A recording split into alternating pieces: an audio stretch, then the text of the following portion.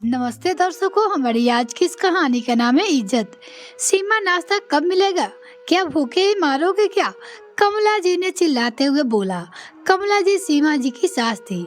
जी माँ जी, बस अभी लाई। सीमा पकोड़े की प्लेट लाके कमला जी को देती है। अरे, तूने पकोड़े में कितनी मिर्च डाली है? सीमा जी ने कहा, आपके बेटे थोड़ा तीखा खाते हैं तो उसी वजह से थोड़ी ज्यादा हो गई। अच्छा माँ जी, मुझे कपड़े सुखाने हैं और दिन का खाना भी बनाना है, मैं चलती हूँ। कहते हुए सीमा निकलती है। दोपहर में खाने का समय। कमला जी फिर से चिल्लाती है, अरे सीमा, कहाँ हो तुम? होश भी है कि नहीं? खाने का टाइम हो गया है। सीमा भाग के दलिया लेकर आती है। माँ जी, वो बिजली वाला मशीन ठीक करने आया था तो देरी हो गई। दलिया, ये क्या बनाई हो? नहीं खाना मुझे। आप तो यही खाना पड़ेगा, डॉक्टर बोला है। बोलते हुए सीमा निकल जाती है। सीमा एक संस्कारी लड़की थी, पर उसके गुणों की कदर करने वाला उस घर में कोई नहीं था। शाम को चाय पीते समय कमला जी अपने बेटे अमन को बोलती है, बेटा, टाइम से स्टेशन पहुंच जाना। राधिका का फोन आया था, गाड़ी सही समय पे आ जाएगी। हाँ, मैं पहुंच जाऊंगा। रात में राधिका आ जाती है अपने दोनों के बच्चों को लेकर गर्मी की छुट्टियां बिताने। सीमा, जल्दी बाहर आओ, राधिका आ गई है। जी माँ जी। दीदी प्रणाम, आप सब कैसे हैं? सफर में कोई परेशानी तो नहीं आई? नहीं, हम सब बड़े आराम से आ गए। सीमा, बस गर्मा गर्म चाय पिला दो, थकान उतर जाए। सीमा सबको चाय देती है। फिर सब लोग मिले रात का खाना खाते हैं। सीमा भाग भाग कर सब काम करती है। रात में सीमा को खाना खाते हुए 12 बज जाता है। कमला जी भी दूसरे दिन सब परिवार वाले के सामने बोलती है, राधिका बेटा, मेरा बहुत दिन से मन हो रहा था कि घर में सुंदर कांड के पाठ कराए। इसी महीने अपन का जन्मदिन भी है तो क्यों न उस दिन ही सुंदरकांड रखा जाए और सबको भोजन भी करा देंगे। अमन का भी जन्मदिन मना लेंगे।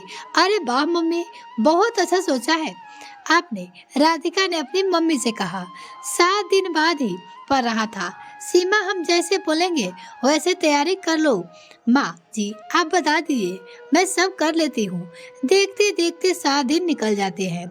सीमा सब तैयारियां कर लेती है। उस दिन सीमा 4 बजे उठती है ताकि सब काम समय से हो जाए। राधिका की अचानक नींद खुलती है। सीमा, तुम यहाँ इतनी सुबह क्या कर रही हो? ओ दीदी, आज घर में बहुत काम है तो मैंने सोचा कि उठकर समय पे सब कर लूं। रुको, मैं भी जल्दी से नहाकर तुम्हारी मदद कर देती हूँ। राधिका जल्दी से नहाकर आती है और काम में सीमा की मदद करने लगती है। कुछ देर बाद कमला जी उठने हैं। राधिका को काम करते देख उसे बहाने से अपने कमरे में ले जाकर बोलते हैं, तू क्या बेटा काम कर रही है? मायके आई है, आराम कर। नहीं मम्मी, कैसी बात कर रही हो? मेरी थोड़ी सी मदद कर देने से सीमा का भी कुछ काम हल्का हो जाएगा। उसके बाद हम दोनों मिलकर आराम कर लेंगे। सीमा वो उसकी ननद अपनी उसके सास से कहती है, दोनों के करने से काम भी जल्दी होगा।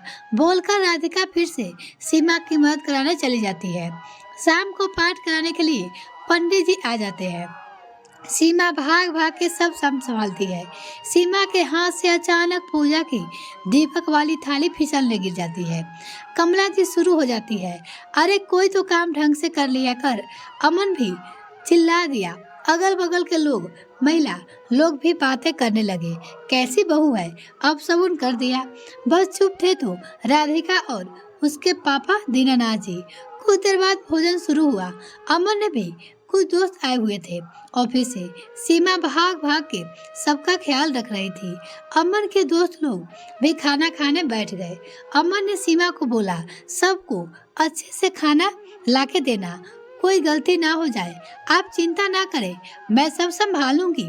सीमा सभी दोस्तों की और अमन भी उनके साथ खा रहा था। सबको अच्छे से खिला रही थी। तभी नंद का बेटा भाग के आता है। सीमा को धक्का लगाने से वजह से सारी सब्जी अमन के दोस्त पे गिर जाती है। अमन गुस्से में आग बबूला हो जाता है, बस बरस पड़ता है। बेचारी सीमा क्या करती? बोलता है अमन, जाहिर गवार तुम्हें दिखता नहीं है। इतने में कमला जी बोल पड़ती है, पता नहीं ये गवार हमारे ही किस्मत में ही थी क्या, कोई काम ढंग से नहीं करती। पास में खड़ी महिला को भी मौका मिल गया। हाँ जी कमला जी, अमन की दूसरी शादी ही करा दीजिए, इसके तो चलने का भी होश नहीं है। सब मिलके सीमा की खूब सुनाते हैं सीमा को।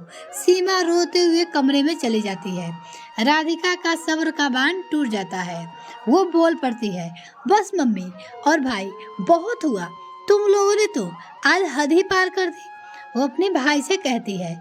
सीमा सुबह 4 बजे से की तरह से काम कर रही है उठकर, उससे काम के चक्कर में कुछ खाया तक नहीं। मैं आई हूँ जब से देख रही हूँ सीमा अपने सभी काम बड़ी ईमानदारी से निभाती है। आप जैसी सास और आप जैसे पति की औरत को खराब करने पे मजबूर करते हैं।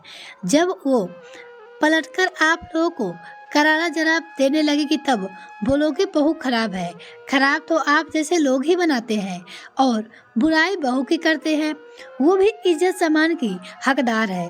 नहीं तो मम्मी आने वाले टाइम ऐसा आएगा सीमा का सब्र का बांध टूट जाएगा तो आपको पलटकर जवाब देगी, उसमें गलती और रहेगी क्योंकि बीज तो आप सभी नहीं बो रहे हो तो फल भी ऐसे ही काटोगे। उसकी न राधिका कहती है। ये सब सुन अमर और काम करी सदमे में कमला जी चली जाती है। राधिका बस गुस्से में बोली जा रही थी, आप मुझे सीमा की मदद कराने के लिए मना कर रही थी। आपने अपनी बहू को समझ क्या रखा है, बेचारी इतना काम करती है, जिम्मेदारी और बदले में सम्मान तो दूर की बात है, प्यार के 2 शब्द तक नहीं कौन बोल पड़ा है। अमन की दूसरी शादी करा दे, सीमा से अच्छी लड़की मिल नहीं सकती। सीमा की जगह कोई और होती और आपको करारा जवाब देती तो पता चलता आप लोग की खराब बहू किसे कहते हैं। और क्यों न कराऊं अपनी भाभी की मदद, क्या उसकी जान नहीं है। ननद आई है तो मैं सिर्फ आराम ही करूं। वो राधिका बोले जा रही थी, निकालने थोड़ी आई है, मेरी अगर थोड़ी सी मदद से उसके शरीर का थोड़ा आराम मिल जाए तो इसमें परेशानी ही क्या है। क्या हमारे समाज में बहुओं के साथ ऐसा बर्ताव आज भी होता है। दीनानाथ जी सब सुन बीच में बोल पड़े, वाह बेटा, तेरी जैसी ननद हर परिवार में हो।